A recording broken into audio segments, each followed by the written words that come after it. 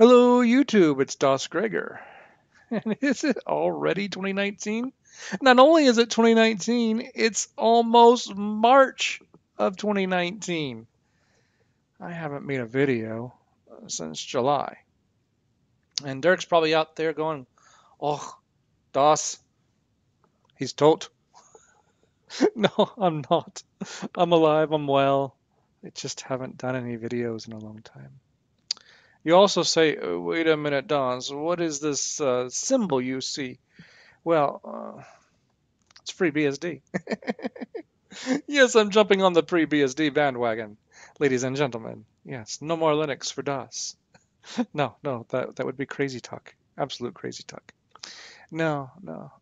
A good friend, Irish, he is looking at FreeBSD right now, playing with it, doing some things, and so I decided I'll throw it on a partition just to see if I can get it up and running and check it out, see how it has progressed. I think the last time I did a FreeBSD video, it was about 3 years ago. And when I think back to that video, I remember that I had all kinds of issues. I couldn't get Simple Screen Recorder to work, my sound, all these weird things. So I did some testing with it, and then I ended up throwing it into a virtual box, if I remember right, so that I could actually do my programming, or not programming, and do my video for it. And therefore, I got some backlash for that video because it wasn't on bare bones. Well, this is on bare bones. This is on an old Toshiba E205 system. It was very easy to install. I can definitely tell that it has improved a lot over the last couple years. The only issue that I ran into while setting everything up was actually getting the Intel drivers to function properly so that I could get Xorg to start. I followed the manual. I'm one of those few that read manuals. And I was following all the guidelines to setting up Xorg and XFCE. And every time I would try to start the system, I would get no screens found. Well, I've known in the past with Linux that all I have to do is something like XF86 video Intel, and it usually fixes the problem. BSD is a little different. I had to add a few extra steps to get the Intel drivers to function. I knew that they were functioning proper because when they did work, my resolution looked a lot better than 640 by 480. And once I got that running, I was able to get the GUI up and running with no issues. The next problem I had was getting this little PWC view to operate. I first tried Cheese, and Cheese would not function. I did get VLC to work, but the video was choppy and I was losing all kinds of frames. So Waza64, a BSD YouTuber who recently got rid of a lot of his BSD videos, reached out to me and had said, hey, check out this, see if that'll work for you. It works much better. So yes, thank you, Waza. And then the last thing that I was trying to get to function was the sound. Now, I had forgotten that the mic jack on this particular laptop has some problems. And I was thinking, man, something just isn't right. I can get it to record audio, but it's garbage. It's not very good, not good quality, etc., etc. I also then went back into the original partition of Ubuntu and did some testing in there and found out, oh golly, it's just as bad here. So it has nothing to do with BSD, because if it doesn't work in Ubuntu, which most of the time you just turn it on and it works in Ubuntu, then there's also another problem. And then I remembered when I was using this system last year for LFS, I used a USB headset So I grabbed the USB headset that I had used from back then, plugged it in, did some testing, and now I think my sound is much better. At least I think the audio quality has improved greatly. So that's what I'm using right now to record my voice using a little USB headset instead. And the neat thing about BSD around this time is I had to do very little tinkering outside of the video driver and a few errors that I saw here and there. And everything seemed to work pretty good. I was able to get things functioning quite quickly using their PKG or package install tool so that I could install everything straight from binary. They also have a great ports option. If they don't have a binary package, you can install things from their ports area. Now, I was trying to install some V4L utilities from the ports. I kind of blew some stuff up, had to backtrack a little bit, and then get things back and running again. But learned my lesson there. And once again, Waza was telling me a very important thing about how ports are using the latest and greatest, and the package utility is using more of a every 3 month or a cycle that's a little bit longer and a little bit more secure. So definitely something to think about. Now, the reason why I was able to do this video as well is, as I mentioned, I got the little Toshiba E205. Last year, my wife's laptop was just about to fall apart physically. The hinges had broke on the system. The plastic was cracking. When we went on holiday, we went to close it up, set it off to the side, and when we did so, it just broke a lot of stuff because I didn't realize those hinges had gotten messed up. She couldn't go without a laptop.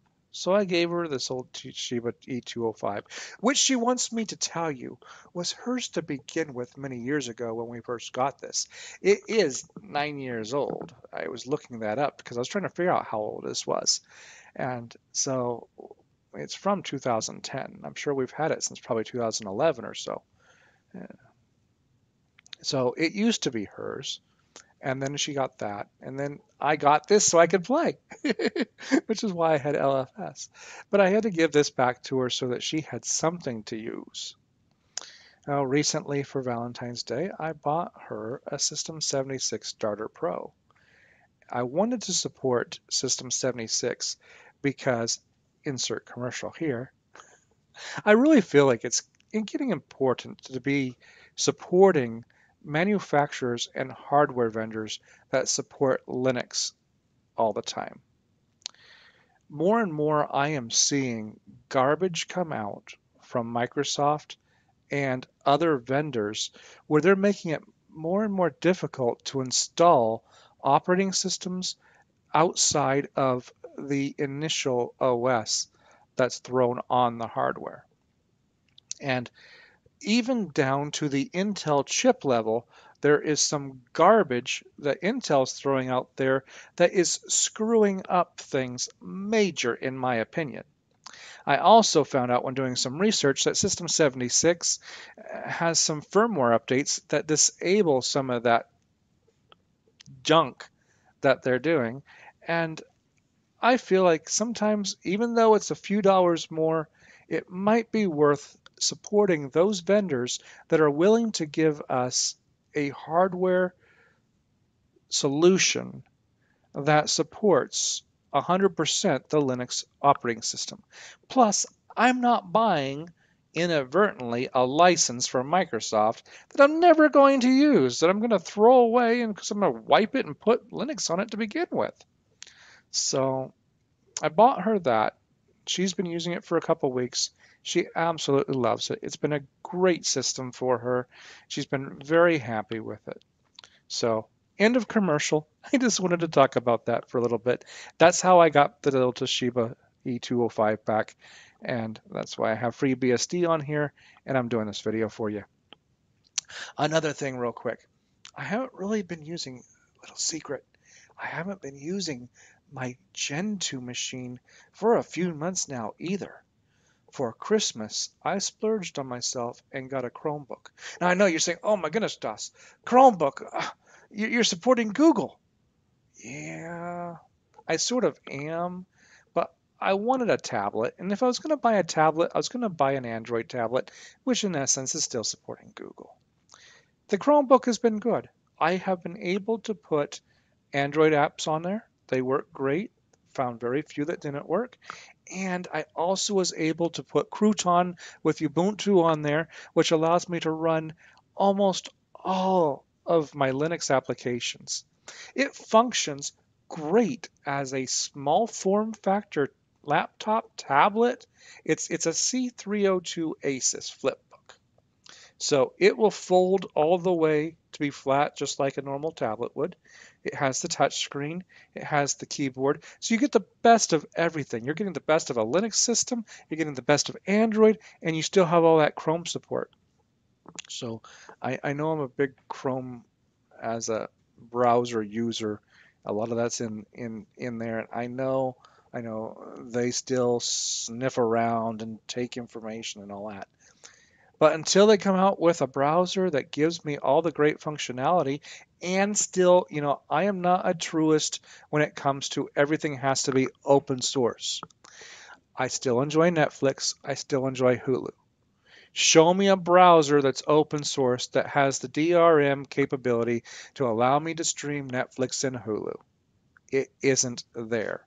Granted, you can do Chromium in Gen 2, and then you can install some of those DRM binaries for uh, allowing for those sites to run and stream, but you can't do that in other things. So yes, the necessary evil, you might say. Boo, hiss, you got to deal with it.